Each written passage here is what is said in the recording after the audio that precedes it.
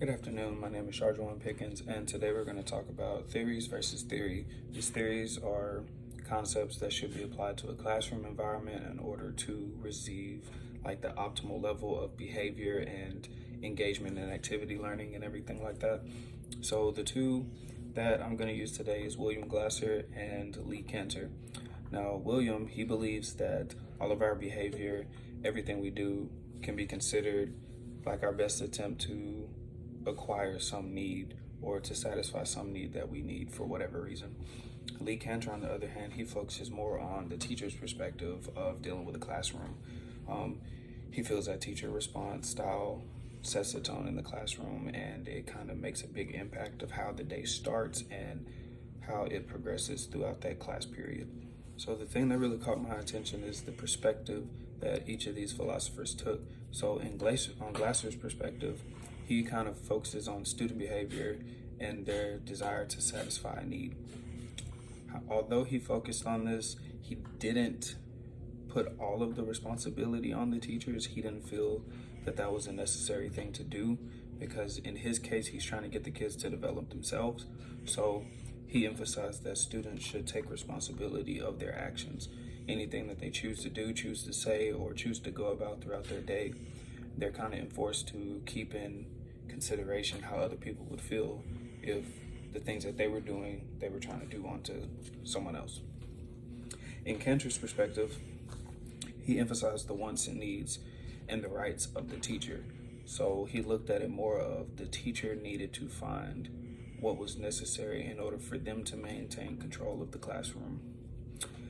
Although this was his perspective, he did not overlook the rights of the children, but he actually supported the teacher's ability to control the classroom. So these implementations were keeping in consideration the rights and rules and fairness treatment of a student in the classroom environment.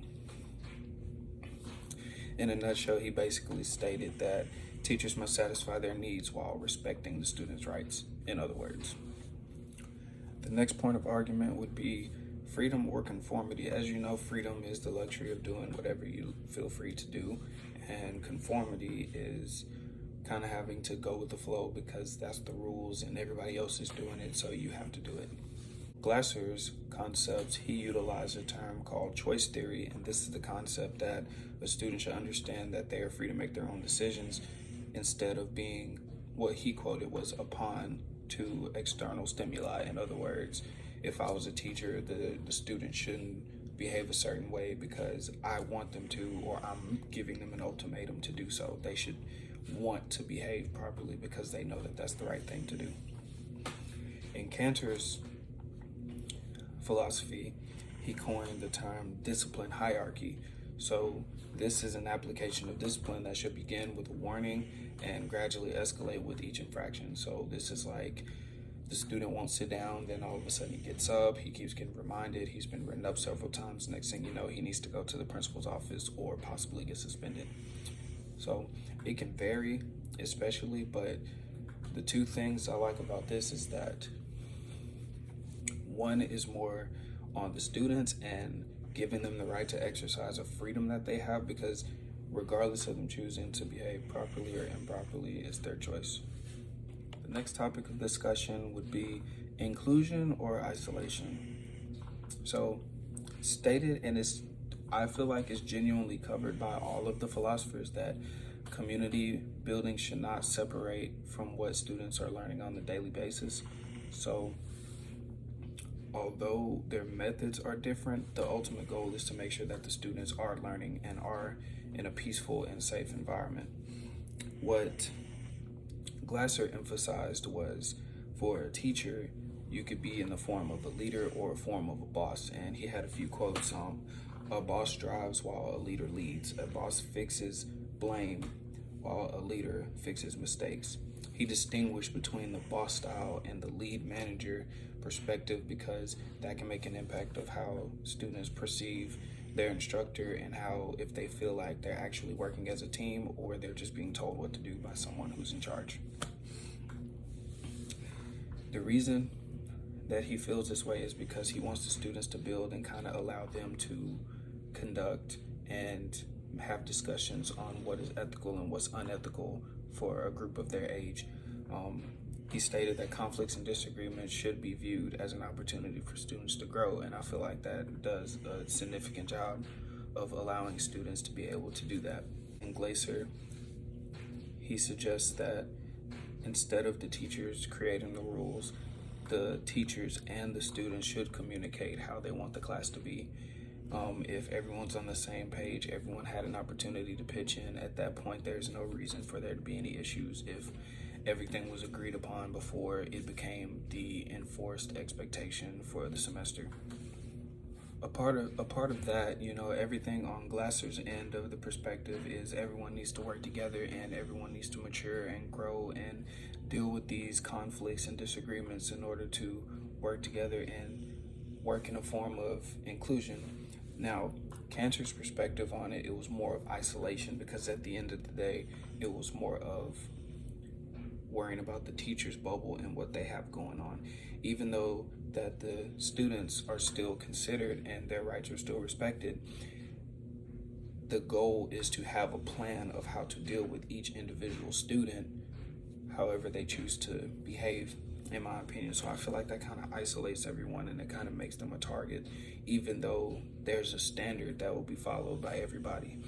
The teacher is more looking towards, okay, what do I need to do if they do this? What do I need to do if they do that? What do I need to do if they do that? And I just feel like that'll cause kids to feel targeted, feel attacked. And if you don't feel like the teacher's in your corner, then chances are you're not going to feel as welcome in the classroom. Not that that's necessarily bad on Cantor's end. It leads to the next thing, the distribution of consequences. So whenever you're distributing consequences, the teacher has to be prepared to deal with any misbehavior quickly and calmly once it happens. There shouldn't be any false step, any hesitation. The consequences of an action should already be known, understood by the teacher and the student, and it should be applied immediately in order for effective behavior results to occur. In Cantor's perspective, he believes that the teacher has the right to establish classroom structures, rules, procedures, and routines that define student behavior. Once it has been approved, they implement that plan by introducing it to their students, and they review it, they go over it. If anything needs to be demonstrated or anything needs to be reviewed, they do that.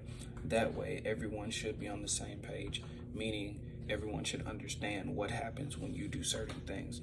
So it kind of ties together choice theory along with the hierarchy of discipline, because if you understand the rules and you know the consequences, then you know what to expect, but you also understand that you have the choice to follow the rules.